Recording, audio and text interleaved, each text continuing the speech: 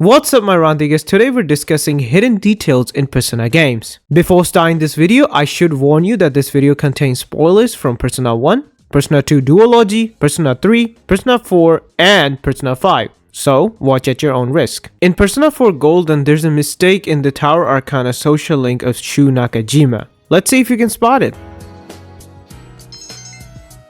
If you didn't notice, is that this specific dialogue in the social link gives you understanding points for your social stats. However, there's a problem in this. If you didn't know, to start the social link you need max understanding. That's why the social stat point is actually worthless. Persona 1's story is divided into two parts, the Snow Queen quest and the Sebak route. However, we do not have a proper canon story for Persona 1. Let me explain.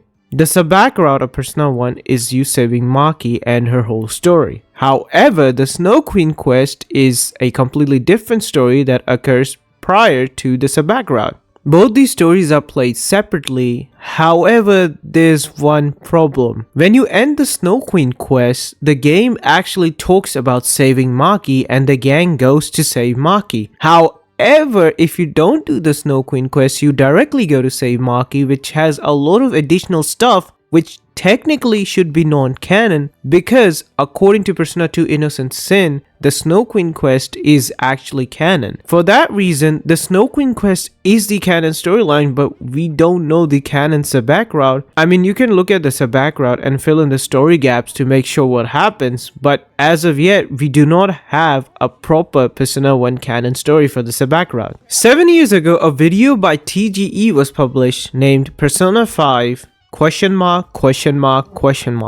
which you can see an unused map with no textures resembling the Iwatodai dome from Persona 3. Now, fast forward to 2024, we have gotten Persona 3 Reload, and this dome actually resembles the dome in Reload a lot. However, this place could have a lot of theories to it. The first theory is that this was the testing grounds for Persona 5 to check some stuff and exploration and how it would work, because as we all know, Persona 5 was on a new engine for Atlus, so they had to test everything. The second theory involves the original story of Persona 5, which involved traveling all over Japan. However, it was scrapped due to the earthquakes in Japan at the time. This could explain the unfinished map, and that maybe the Phantom Thieves were supposed to live here or actually visit the Iwatodai Dome. The third theory is that this map was used for Persona 3 dancing. However, I don't believe that theory to be true, but a lot of fans think, because this map is similar to the dancing map in Persona 3 Dancing. As of 2024, you can say that the theory is that they were making a Persona 3 Reload for Aegis. However, there's a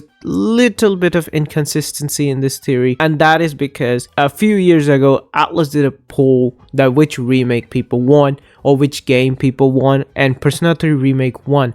So either Atlus knew it would win, or something was going on inside Atlus team, Atlus HQ. However, I think that theory also has some weight to it as compared to the dancing theory that they were already planning for Persona 3 Remake years ago before the poll. Everybody knows that starting from Persona 3, Atlus completely shifted the gameplay and dynamic of Persona series. However, there are some hints or foreshadowing in Persona 2 Innocent Sin which might hint us what the actual idea for Persona 3 might have been before the whole change. In Persona 1 and 2, if someone needs to acquire Persona, they need to play a game called Persona.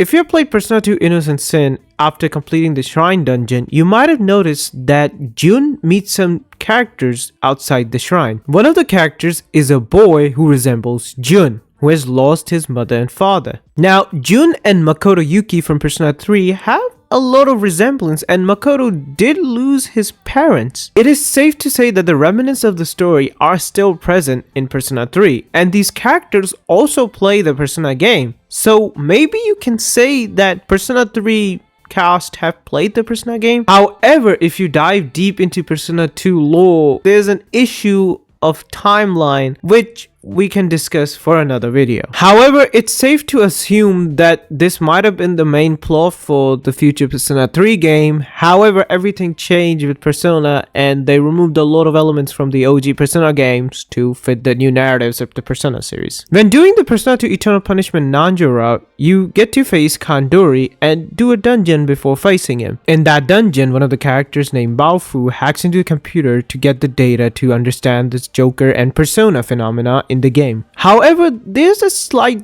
dialogue which might be foreshadowing Aegis. While hacking into the computer, Baofu reads some interesting lines. One of the lines talks about a two-legged organism, which can indicate to a artificial being, especially since in Persona 2 you fight a lot of robots. The second dialogue could be a direct hint which says to create artificial personas. These two dialogues could be foreshadowing Aegis because, as we know in Persona 3, the Nanjo group actually worked with the Kirijo group, and they, for some reason due to shady practices of the Nanjo group, cut their ties with them. Persona 3 could be referencing these ties, and maybe the artificial persona was actually created by the Nanjo group or Kandori or the Kirijo group. We don't know, but we can safely say that this is actually a hint to Aegis. I hope you liked this video, my Randigas, and these are the details I found while playing the Persona games. Tell me in the comments below what details I've missed,